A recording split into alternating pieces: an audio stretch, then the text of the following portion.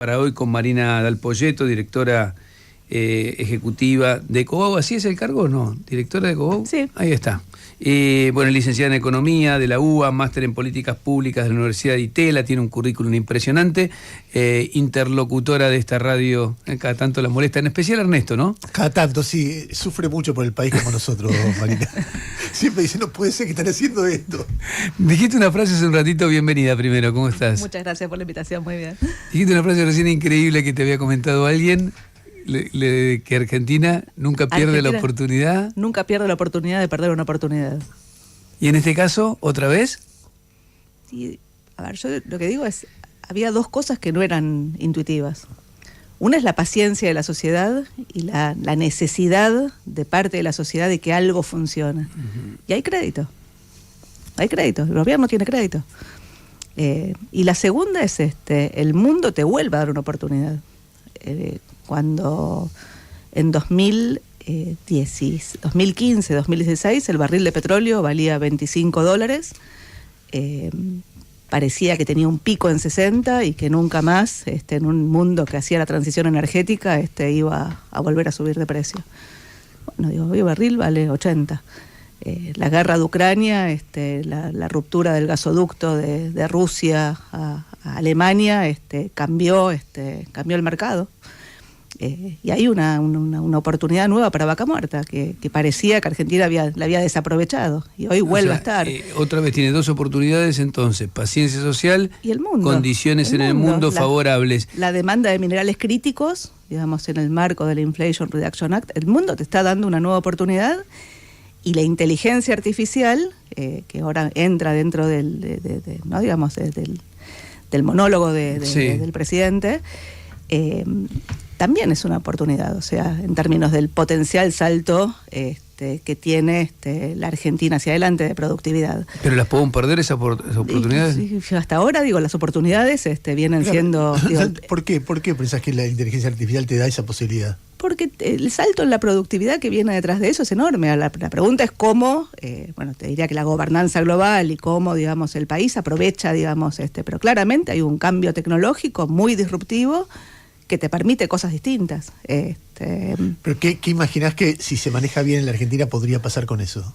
Yo lo que creo es que cada vez que tenés este tipo de avances tecnológicos, son muy democratizadores, o sea, saltos en la productividad que requerían determinados tipos de inversión, de programación, de demás, pueden hacerse muchísimo más rápido de lo que parecían en el pasado, y pues tienen aplicaciones concretas que evolucionan a una velocidad ilimitada. La pregunta ahí es, ¿qué pasa con el mercado laboral? ¿Cómo se manejan los gobiernos? O sea, me parece que hay un montón de preguntas detrás de esto, pero no hay duda que el salto de productividad... Dame un ejemplo, por ejemplo, vos producís tornillos.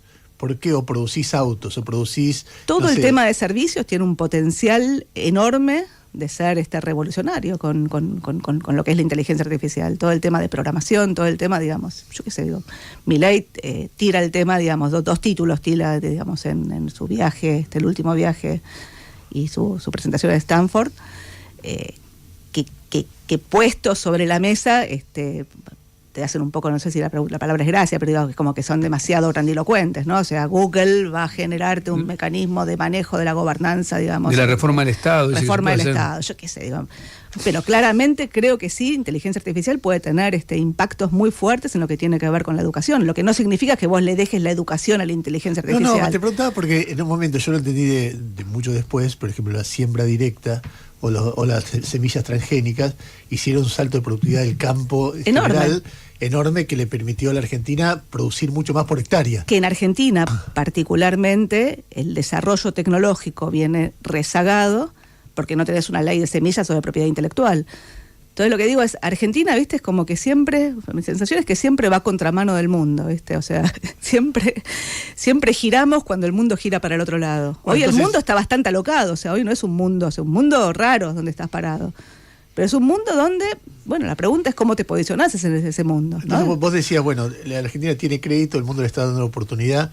No tiene crédito, tiene crédito de la sociedad. Sí, tiene crédito de la sociedad, sí. ¿Qué cosas de este proceso te generan expectativa positiva y qué cosas te generan dudas? Yo cuando arrancó, o sea, acordate lo que fue todo el año pasado, digamos, ¿no? Digamos, la política, yo digo, haciendo ese piquete de ojos para tratar de sacarle un par de votos al otro y tratar de llegar, ¿no? En ese juego donde, de alguna forma, lo terminaste siendo presidenta Milei. Creo que en gran medida como contracara de el mal manejo de la política tradicional, o sea, que no leyó la demanda de la sociedad y que trató de darle a la sociedad lo que la política creía que la sociedad quería. En ese juego vos terminaste generando un balance del Banco Central, me pongo económica, pero está bien. Pero está digo, claro, particularmente perverso, o sea, vos tenías un Banco Central con reservas negativas, netas negativas en 11.500 millones de dólares, y tenías una cantidad de pesos en la economía que para que no implosionen, las manejabas en el marco de controles de capitales y la manejabas con deuda del Banco Central que pagaba tasa de interés y creaba pesos a precios de hoy a un ritmo de 6 billones de pesos todos los meses. Que de nuevo, digamos, los economistas decimos crea pesos en forma endógena. La verdad que hoy corresponde corregir si en realidad no creaba pesos en forma endógena porque el Banco Central los retiraba con deuda, lo que creaba era deuda en forma endógena. Que a su vez obligaba a pagarse con emisión de nuevo. Que de nuevo, o sea, la deuda tenía una tasa de interés sobre un stock mayor, o sea, creabas pesos y creabas deuda todo el tiempo. Creabas deuda en realidad. Esa situación, en esa pica, digamos, entre un gobierno que quería llegar a toda costa, digamos, primero una oposición, que era Juntos por el Cambio, la oposición que había, que hablaba de la bomba de pesos, uno decía, la verdad que terminaste con una dinámica inflacionaria particularmente perversa. Yo digo, detrás de ese balance del Banco Central tenías una inflación que hasta agosto del año pasado hasta julio del año pasado corría el 6% por mes, que era delirantemente alta. A partir de agosto, con la devaluación pospaso que hace Massa, porque si no llegaba, o porque si no el fondo no le giraba la plata para que llegue, salta al 12% por mes, tenés un mes de 8, que fue el mes de la elección, y después, en el arranque de este gobierno, en el intento de corregir esa distorsión de precios, tenías inflación, distorsión de precios relativos ridícula, o sea, precios de bienes que son muy caros en Argentina, precios de servicios públicos que son muy baratos, eran muy baratos en Argentina, salarios que empezaban a perder con la inflación bastante, y detrás una brecha cambiaria que era totalmente perversa porque los incentivos eran vaciar el Banco Central todos los dólares que se pueda. En ese juego, vos requerías un programa. En la discusión de política económica durante la campaña, el discurso de Milei era dolarización, ¿no? Dolarización y casta, eran los dos mensajes que... Incluso, digamos, en alguna entrevista que le hacen a Milei en la previa a la elección de octubre, cuando le preguntan literalmente a Milei, dice, ¿qué le recomendás a alguien que tiene que renovar un plazo fijo? Milei, entonces, candidato... Saquen la plata del banco. Y dijo eso, dijo, el peso es excremento, en pesos nada, el peso es excremento. Fue un momento. Y ordenaste una corrida, la brecha se te dispara, o sea, esa era la situación de partida. Las propuestas económicas concretas que había detrás eran, vamos a una dolarización, como no había dólares que te presten, ibas a una dolarización con un mini plan Bonex o algún esquema de ruptura de contratos en pesos, incluyendo, digamos, el sistema financiero, o ibas a un esquema de liberalicemos los controles de capitales, bajemos la tasa de interés y que el dólar encuentre un equilibrio, y ahí sí tenías un escenario de hiperinflación, no sé si 15.000, pero tenías un escenario de altísima inflación. Vos acá, Milei gira rotundamente cuando llega y va a un programa muchísimo más pragmático, mucho más parecido a lo que uno imaginaba. Él hace un shock controlado, él devalúa fuerte, con controles de capitales, pone el tipo de cambio arriba. Uno siempre imaginó que la devaluación en los programas de estabilización generalmente son compensadas, o sea, para limitar las presiones de inflación. Acá amplificaste la devaluación con el impuesto país para cerrar las cuentas fiscales, pusiste un pago en cuotas de importaciones que te permitió ganar dólares en la primera parte del año, pusiste un esquema de 80-20%, 80% de la exportación se liquida al tipo de cambio oficial, 20% al financiero, es muchísimo lo que están mandando al contado con liquidación para contener la brecha. Estás hablando de 1.600, 1.700 millones de dólares todos los meses, acumulado en 6 meses son 10.000 millones de dólares, o sea, pues en vez de que las reservas subieran de 21 a 29, podrían haber subido de 21 a 39, todo lo demás estable, o sea... Y ahí pusiste el crawling peg al 2, o sea, empezaste a pisar el tipo de cambio desde arriba. Al principio el dólar iba a ser ancla. Mi discusión es, vos tenías que construir un ancla distinta. El ancla distinta, a mi juicio, es un programa monetario. Ese programa monetario tiene que tener un programa fiscal, tiene que tener un programa financiero. Y ahí para mí empieza la contradicción. Primero, no priorizaste la compra de dólares, priorizaste la limpieza del Banco Central. Y en la priorización de la limpieza del Banco Central, aceleraste fuerte la tasa baja en la tasa de interés, y pisaste el crawling peg a rajatabla. mientras mandaste 10.000 palos al contado con liquidación asegurando un carry que fue fenomenal y que funcionó. Entonces la pregunta es, ¿cuál es el mecanismo de salida del esquema en el cual estás metido? Todavía te quedan un par de meses de liquidación de exportaciones altas, aunque están de alguna forma medio frenadas.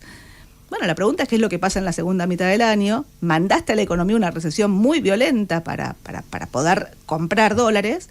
Bueno, la verdad es que si la economía empieza a crecer, tu superávit de divisas empieza a desaparecer. Entonces hay contradicciones, yo digo son tres. Una tiene que ver entre la recesión que vos necesitas para que el Banco Central siga comprando dólares y el sostenimiento del equilibrio fiscal. Yo creo que ahí hay una contradicción clara.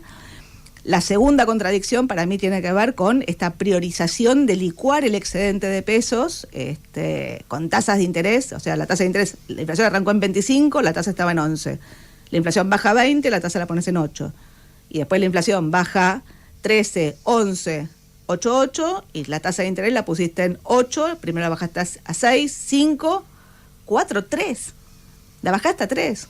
Con la inflación en 8,8, el crawling peg al 2 y querés poner la inflación en 2 y la inflación este mes, el mes pasado, va a dar probablemente, a nosotros nos da 4,8, pero va a dar en torno a 5, pero para que dé en torno a 5 frenaste la agenda de recomposición tarifaria.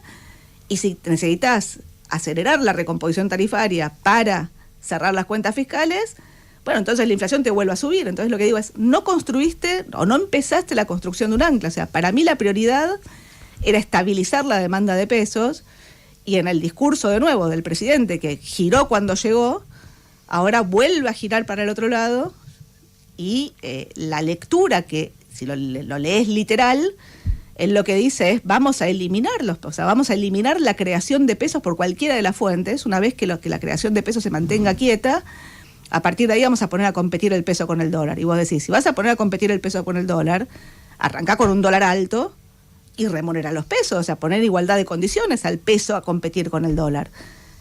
Y sanear la macroeconomía, porque si no saneas la macroeconomía, la tasa de interés alta te revienta. Entonces, el juego que estás haciendo ahí es, si Milei hace lo que dice que va a hacer, que es terminar de eliminar los pesos que tiene el Banco Central, que en realidad no los eliminaste, los pasaste a deuda del Tesoro de muy corto plazo, y en simultáneo a eso saca los controles de capitales, ¿qué querés que te diga? Para mí eso no termina bien. Ahora, lo más probable es que hasta ahora todo lo que te dijo que iba a hacer, después no lo hace, pero siempre, de alguna forma, maneja la narrativa de una forma en la cual... Pero si no lo hace, genera otros problemas, ¿no? Es que no terminaste de resolver, a ver, digo, de nuevo, la herencia era complicadísima, o sea, la situación de partida era muy complicada, insisto, había, para mí la paciencia de la sociedad es condición necesaria. Ahora vos estás haciéndole pagar a la sociedad un ajuste que a mi juicio no te lleva a ningún lado. Vos decís que este sacrificio grande que están haciendo, digo, también para bajarlo a la realidad de cada persona que nos está escuchando. Es decir, acá hay un esfuerzo que están haciendo casi todos. Obvio que los que están en mejores condiciones lo sufren un poco menos, los que tienen ahorro, los que se pueden ajustar. Y sectores que realmente la pasan mal, jubilados, gente que está en la informalidad, etcétera, etcétera. Incluso los asalariados. ¿Vos decís que todo este esfuerzo no conduce a nada? Yo tengo un amigo, Ariel Avelar, que dice... la licuadora no funcionó para todos por igual. O sea, la licuadora que le aplicaste a un jubilado, él dice es una ninja, ¿viste? Esa que anda a máxima revolución. La licuadora que le aplicaste a un importador que primero le tenía seguro de cambio y después logró ir aplicando los excedentes en forma proactiva, en función del instrumento de cobertura que más funcionaba, que son muchos, y es correcto, o sea, si vos tenés que preservar el capital de trabajo de la compañía, digo, probablemente casi no lo licuaste. Ahora, o sea que es injusto, además de todo, además de ser muy fuerte, es injusto el ajuste. De nuevo, digo, ¿cómo se distribuyen los costos del ajuste? Para mí era una discusión importante desde el punto de vista de la praxis de política económica, aunque es una discusión donde, bueno, cada uno tiene sus puntos de vista, o sea, pero creo que más importante que la distribución de los costos del ajuste es la sostenibilidad o hacia dónde te lleva el ajuste. Entonces, si vos lo que estás haciendo es cambiando la deuda de acá, del Banco Central, y la estás poniendo en el Tesoro, y te aplaudís solo porque limpiaste el balance del Banco Central, sin mirar la concentración de vencimientos que tiene la deuda del Tesoro, para un país que no tiene crédito y no tiene monedas. Argentina, el riesgo país, hoy está en 1.300 puntos básicos, la tasa libre de riesgo en el mundo está en el 4,5%. O sea, Argentina, el BOPREAL, que es el riesgo del Banco Central, está entre 15 y 17% la tasa. O sea, Argentina no tiene acceso al crédito. Entonces, la verdad es que esa concentración de vencimientos de la deuda en pesos se refinancia automáticamente porque tenés controles de capitales. Entonces, la pregunta es de nuevo, vos hiciste todo esto porque querías mostrar la limpieza del balance del Banco Central porque era una obsesión. ¿Y cuál es el camino que viene después? O sea, eliminás la creación endógena de pesos, pero metés una concentración de deuda del tesoro de corto plazo. Digo, en términos macroeconómicos, si vos no tenés crédito, la moneda, los pesos o la deuda son lo mismo, porque finalmente la deuda de pesos, y eventualmente tenés que monetizarlo, digo, tenés un problema de emisión de pesos. Entonces lo que digo es, ese traslado, la verdad es que yo no logro entender qué es lo que están haciendo. Pero, a ver, yo imagino que vos, como todos los economistas de primer nivel o consultores, hablás con gente del equipo económico. Yo te quería preguntar si en algún podés explicar qué es lo que ellos piensan. Y después te quería preguntar algo de la cabeza de Milei, porque mi sensación... No, pero... Eso contéstalo. No, pero no respecto a eso, sino... ¿Cómo explicar lo que hace él? Porque él arranca, él dice, me van a juzgar por la inflación. Si yo muestro que bajo la inflación, voy a hacer... la gente me va a amar. Entonces, en función de ese objetivo que está mirando, básicamente eso te mete una recesión brutal.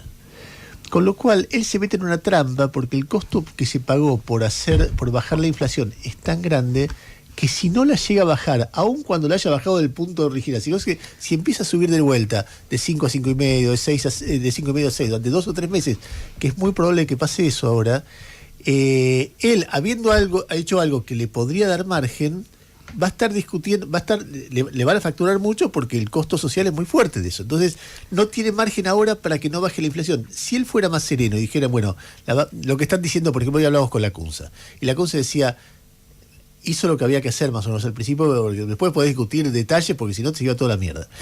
Pero bajarla de 5 a 2 es mucho más difícil que bajarla de 25 a 5. Entonces viene, o lo que dice Cavallo, viene el momento de la microeconomía. Entonces Milei diciendo, bueno, viene el momento de la microeconomía. Me banco que suba un poquito la inflación porque llegamos a esta meseta. El año que viene la vas a tener en 2, si querés, pero para eso hay que hacer un montón de cosas. Podría decir eso una persona tranquila, sin desesperado, pero también debe estar en su cabeza, che, me van a cobrar el costo social que hice y voy a bajar en las encuestas porque no voy a seguir bajando la inflación, que es lo único que tengo. No puedo hacerlo porque pierdo mi presidencia. Entonces entra una cosa de desesperación donde ya está jugado. ¿Entendés? Entonces me da la impresión de que hay una trampa que él se tienta a sí mismo en todo eso. No sé si se entiende. Sí, a ver, de nuevo. La Argentina tenía que tener un salto en la productividad, ¿no? O sea, el nivel de desempleo que vos tenías al final del gobierno anterior era insostenible, si querés, si vos vas a un esquema de economía más normal, o sea, con más juego de los incentivos.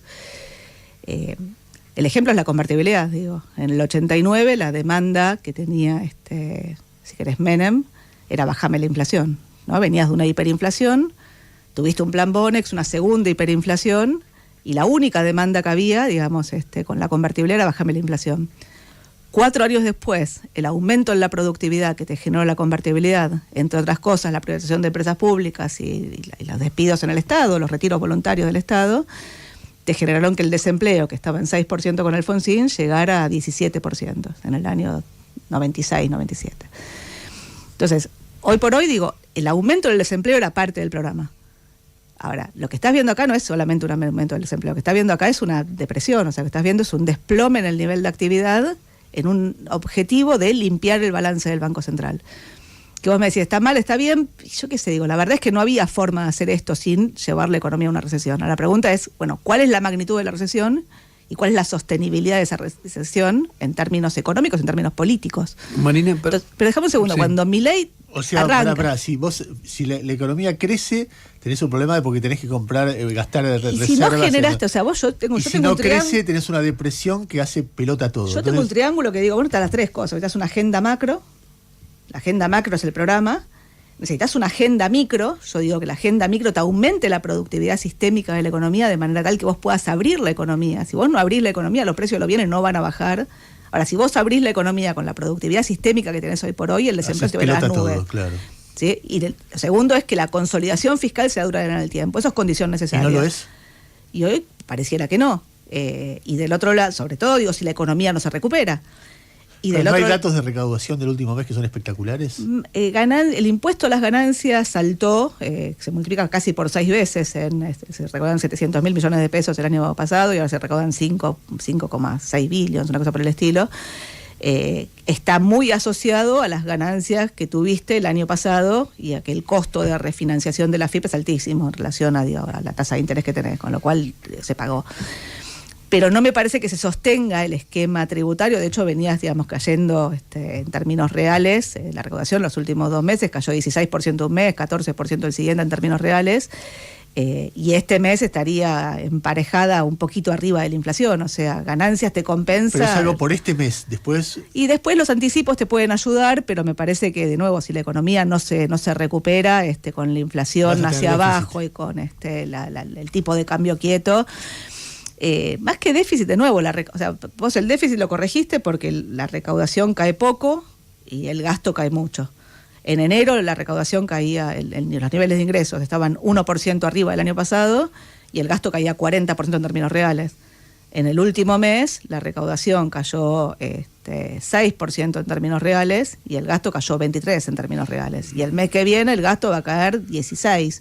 Entonces lo que digo es, la caída, la licuación del gasto tiende a ser cada vez menor, sobre todo porque la mitad del gasto son jubilaciones. Y la recaudación también. Y la recaudación es menos negativa de lo que yo hubiera imaginado, aunque de nuevo la recaudación de este mes favorece fundamentalmente a las provincias. Hasta ahora era al revés, la recaudación favorecía a la nación, no a las provincias. Pero yo quería decir algo, me perdí el hilo, pero algo que respecto a la... me olvidé, te iba a decir algo, me cambiaron. Yo te decía, así somos nosotros, confundimos mucho a los entrevistados, ese es el objetivo. Lo logran. Está charlando con nosotros Marina Dal Poyetto, titular de Cogó, una de las economistas más respetadas que tiene el país. Yo te quería, en algún momento te escuché elogiar la convertibilidad, ¿puede ser? ¿En algún momento? A ver, como todo, ¿viste? O sea, uno pero más allá de eso, digo... Pero es que la convertibilidad fue el único programa de estabilización que funcionó en Argentina. Desde el 75, el Rodrigazo, hasta el 91, los programas funcionaban entre 3 meses y 1 año. O sea, pero voy a eso. ¿Pensás que tendría que haber hecho algo parecido el gobierno? No, a ver, hay dos cosas. Una es la convertibilidad funcionó para bajar la inflación y fue un desastre cuando Brasil devalúa y el intento de corregir con deflación terminó en una crisis de la deuda y un problema con los bancos. O sea, la convertibilidad terminó mal. Todos los países de la región fueron a programas de estabilización en los 90. Los 90 tenían una particularidad, que el mundo estaba girando el consenso de Washington, el plan Brady había resuelto las deudas en los países latinoamericanos. O sea, era un mundo, si querés, distinto. Y todos los países resuelven la alta inflación de los 80 en los 90.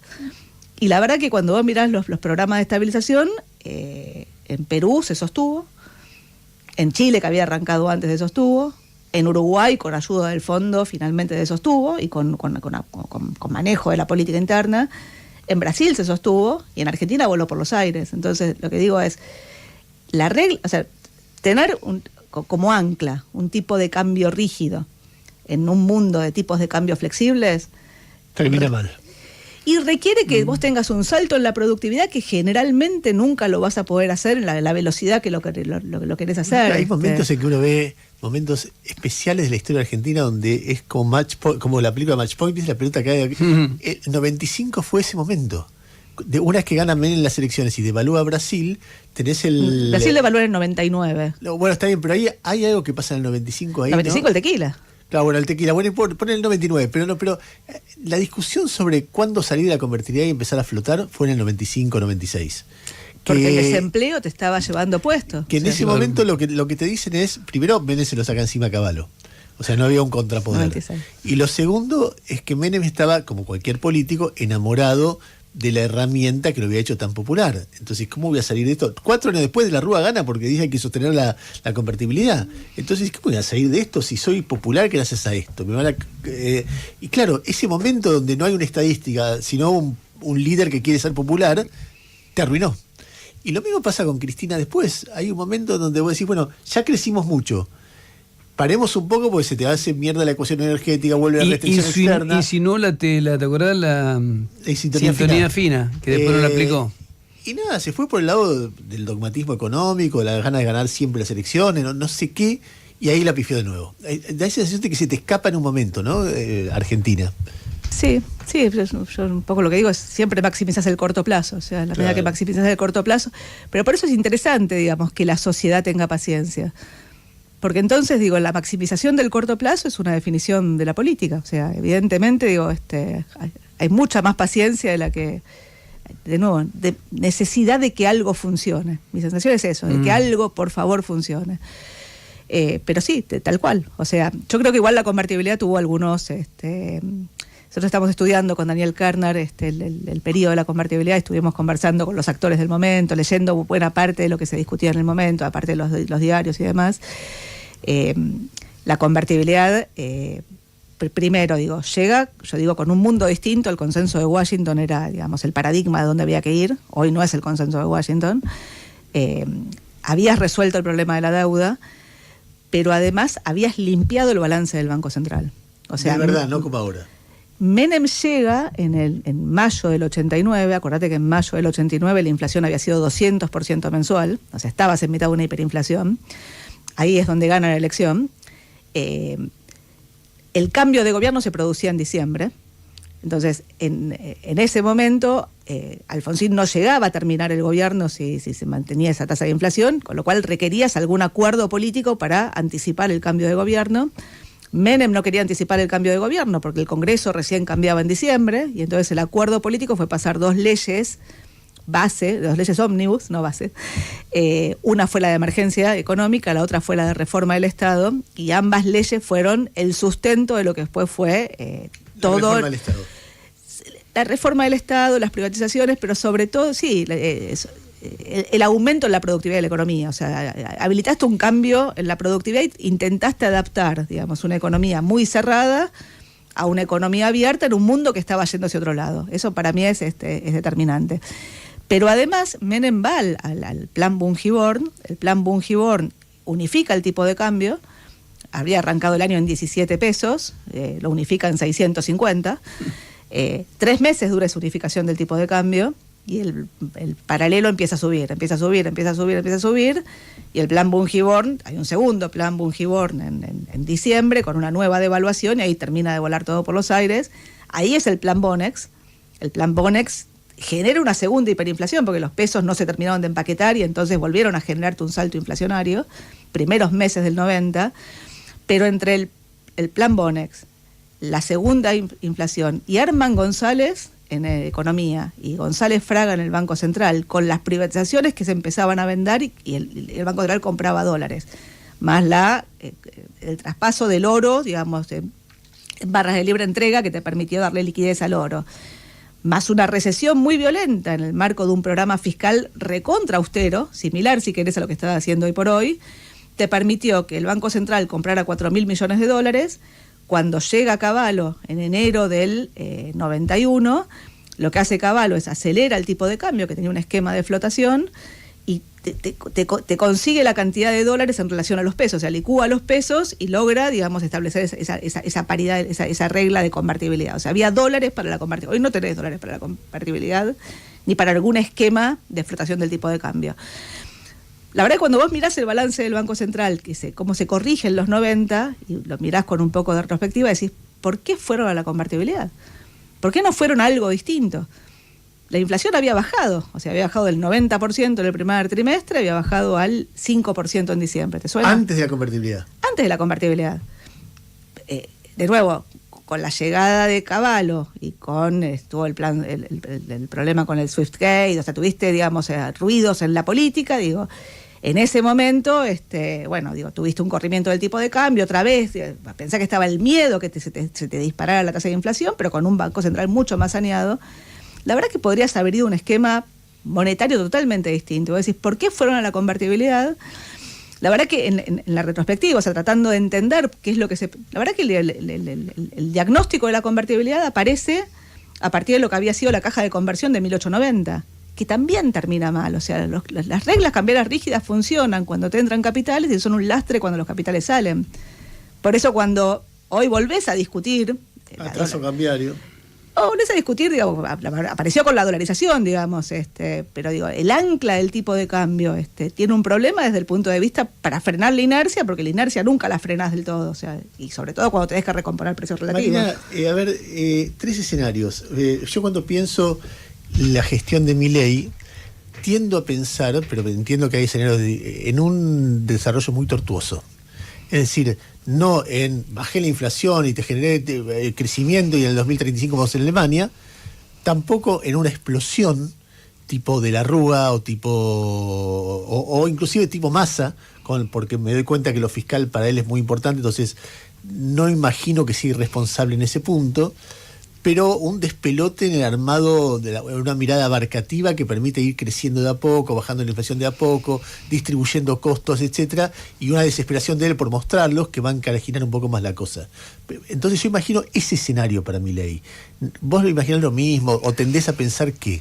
Yo la verdad es que de nuevo, yo no entiendo qué es lo que está, o sea, no logro entender por qué la premura por limpiar los pesos del Banco Central ensuciando el balance del tesoro. Es técnico lo que estoy diciendo. Sí, pero se entiende. Pero no es trivial. Es una cuestión, le hiciste un asiento contable que pusiste la plata, un problema que estaba en un lugar A, lo pusiste en un lugar B. De corto plazo, con lo cual, de nuevo, digamos, no resolviste el problema de fondo. O sea, vos entonces, crees que puede ser peor de lo que yo veo. Depende qué es lo que hagas. O sea, si vos convivís con controles de capitales, nada, digo, pasaste de un lugar al otro. Y los pesos acorralados siguen jugando dentro del corral.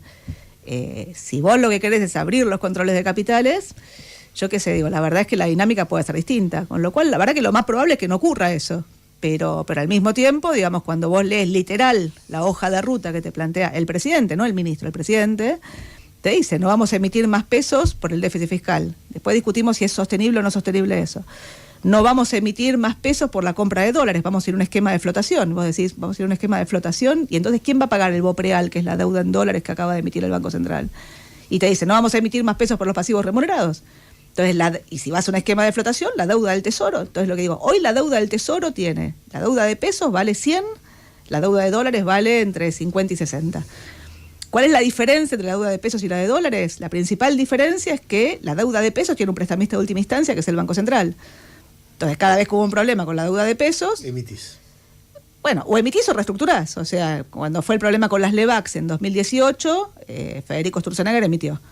Cuando fue el problema con las LECAPS y las LETES, que eran pesos y dólares, en 2019, Hernán Lacunza reestructuró.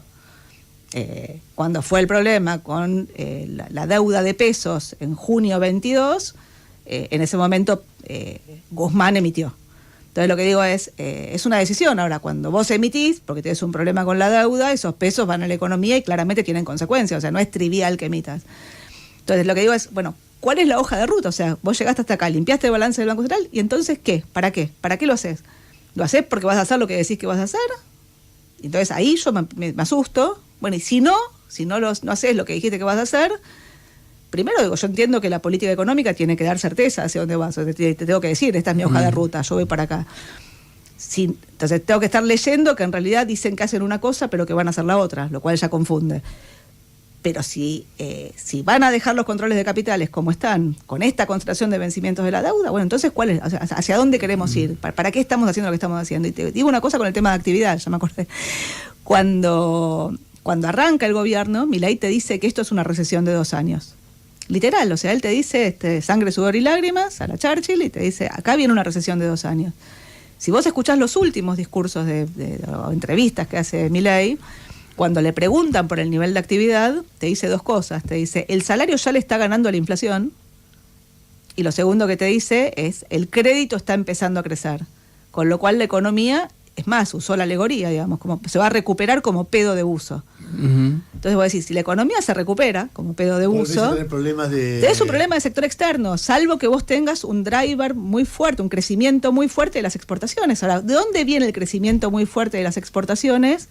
Cuando tu tipo de cambio tiende a atrasarse y cuando los sectores dinámicos, que son los que te pueden generar dólares, vaca muerta, minería y demás, les estás creando un régimen especial para que tengan libre disponibilidad de esos dólares. Entonces lo que digo es, por ahí soy yo que no lo entiendo, pero no veo cuál es la hoja de ruta. Es un mecanismo diablado igual, ¿eh? Es un mecanismo de relojería que tocas acá y se te arma por la manta corta. Pero es que, a ver, de nuevo, la economía es... Casi dijiste quilombo, Marina. Sí, pero es que lo es. Es que, a ver, por eso cuando vos rompés el sistema de precios, hay un problema. O sea, reconstruir el sistema de precios es carísimo. Por eso, de nuevo, la mala praxis del kirchnerismo, ¿qué querés que te diga? O sea, realmente había una oportunidad ahí. Vos venías con el salto en la productividad de los 90. Habías resuelto la ruptura de los contratos, digamos, del final caótico de los 90. Arrancaste con superávit fiscal y superávit externo y tuviste un shock de commodities, yo digo equivalente a un plan Marshall en Argentina. Y lo que tuviste fue tasas de crecimiento china que te llevaron a la restricción externa en forma, digamos, no inmediata como era en otros momentos, pero tardaste hasta el 2011. En 2011 Cristina gana con el 50%, perdón, con el 54% de los votos. Después de haber subido el salario en dólares 50% en 2 años, Miguel Bain lo llamaba macrocidio esto. Y tuvo que poner el cepo. O sea, inmediatamente. Y la economía argentina desde 2012 hasta acá no crece. O sea, tiene el zigzag, caída. Marina, ya estamos sobre el final. Te quiero hacer una sola pregunta, porque me imagino esta paciencia que vos ves. A mí me apasiona la economía y con lo que me gustaría entender todo lo que ella dice. Sí, ya sé. Porque son tantas variables al mismo tiempo que hay un momento que... pero nada, el esfuerzo por entenderlo te ayuda a entender mucho de lo que ella dice. Por supuesto, pero digo, hay gente que a lo mejor no sabe lo que es el Bopreal, no está metida en el día a día. No, la economía dice, che, yo lo único que quiero saber es si esto tiene chance de salir bien. Me refiero a esto que vos arrancaste hablando de esto, que tiene un crédito, la verdad que tiene un crédito. Hay un sector importante de la población que por distintas razones, o porque les parece que ideológicamente hay que hacer esto, o aquellos que están desencantados con todo lo que le pasó, aquellos que están repodridos de todo, dicen, bueno, che, a ver, a alguien le tiene que salir bien. ¿Vos ves a chance de que esto funcione o sos escéptica? Yo la verdad que veo que el camino, el programa macroeconómico tiene estas contradicciones que digo. O sea, hay contradicciones. Y no logro entender por qué no son contradicciones. O sea, nadie me explica, digamos, por qué es lo que estoy viendo mal. Digo, ¿qué es lo que estoy viendo mal? Digo, el ajuste externo, o sea, para comprar dólares necesitas una recesión que te jode lo fiscal. Si vos seguís atrasando el tipo de cambio y ponés una tasa de interés negativa, estás cada vez más lejos de sacar los controles de capitales. Porque, digo, ¿por qué te quedás con los pesos? Te quedás con los pesos porque no podés comprar dólares. Y si después dejan comprar dólares, te vas a ir a comprar dólares. Y el último punto, que para mí es esto, digamos, este traspaso de deuda a un lugar. Entonces digo, la macro para mí tiene inconsistencias, contradicciones lo llamo yo. Para mí en términos micro no hay una agenda micro, o sea, la agenda micro no está. O la agenda micro, de nuevo, dado el tamaño, o sea, Argentina tiene un problema de tamaño del Estado, pero fundamentalmente tiene un tema de eficiencia en el funcionamiento del Estado, y tiene un tema de ineficiencia en el esquema de recaudación. Entonces tiene muy altos impuestos, pero tiene un altísimo nivel de evasión en la recaudación de impuestos y en el mercado laboral, que te tornan que la economía de bienestar no funcione. Entonces lo que decís es, bueno, yo quiero que esto funcione, entonces lo que necesito es un régimen tributario distinto, un régimen laboral distinto, necesito jugar con esta regla del juego. Y un esfuerzo muy grande para que funcione. Y un esfuerzo para que funcione en un país federal, donde vos a las provincias le mandaste la salud y la educación, donde la nación se quedó con los jubilados, donde hay un tema de coparticipación, o sea, y yo lo que veo es que acá lo que estás diciendo es pateemos todo y que el mercado asigne. O sea, mi sensación es que ahí hay un problema de... Y en términos de gobernabilidad, por ahora las encuestas le dan chances a Milei. Van 6 meses. Bueno, hoy conseguiste la semana pasada el dictamen en la Cámara de Senadores, con lo cual es probable que tengas una ley bases, que me parece que es más una señal política que otra cosa. Bueno, hay que ver qué es lo que pasa con la Corte Suprema. Pero para mí lo más importante, yo lo que digo, es la irreversibilidad de las medidas. Entonces la convertibilidad no fue irreversible. Todas las reformas estructurales que hizo Menem, te gusten o no te gusten, votadas por el peronismo, porque todas tenían la ley de emergencia económica y reforma del Estado, pero todas fueron al Congreso. Y todas se dieron vuelta, una por una. La previsional, el régimen laboral, el régimen, las privatizaciones, o sea, todo. Entonces lo que digo es, mientras vos tengas Argentina, o sea, Argentina tiene que reconstruir la moneda, tiene que reconstruir el crédito. Y para eso tiene que generar algún grado de acuerdo. Claro. Y acá lo que está haciendo es todo en función de una narrativa que funciona, con una credibilidad que tiene Milei, digamos, en términos de autenticidad. Por ahora, ¿no?